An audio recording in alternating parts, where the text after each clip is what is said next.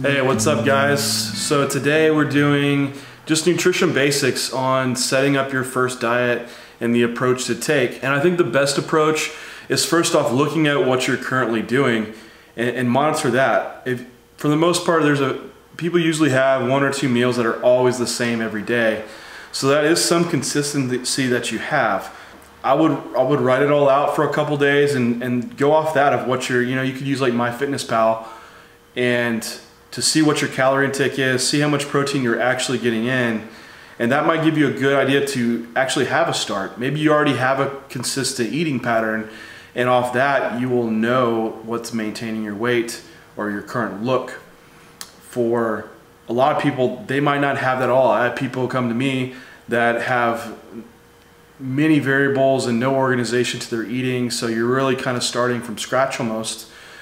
And when you're starting like that, you do want to look at lifestyle factors. So I don't want someone to say, well, John says I have to eat 7 meals a day and I have to eat every 2 hours, and so it's going to cut in, like it's impossible. I have so some people that work in surgery and they're in surgery for 7 hours, or their work schedule doesn't permit them to have a solid food out at the time. So you have to be realistic and flexible with your meal plan and do something that's going to fit your lifestyle. So you need to consider that before even thinking about what diet you should be on, because you might be looking at someone else's diet, you might be looking at my diet and say, well, that's, I'm going to try something similar to that, but that might not apply to you. And just because that's what I'm doing doesn't mean it's going to be the best thing for you. You can find a really good approach that can work well for you, and most importantly is being consistent.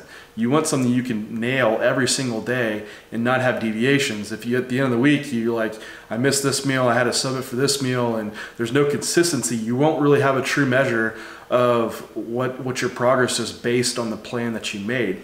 So the next week is you just trying to be consistent again. So most importantly, make something you're going to be consistent with. Going from there, with the article I have, we talk about setting up calories, your protein, your carbohydrates, your fats, and going forward, all the numbers are there for you to do. I'm not going to go on camera and try to explain them all because it's there. But to go further with it, to calculate these things, you could use MyFitnessPal. I will say that some of the information there is self-entered, and I have seen errors.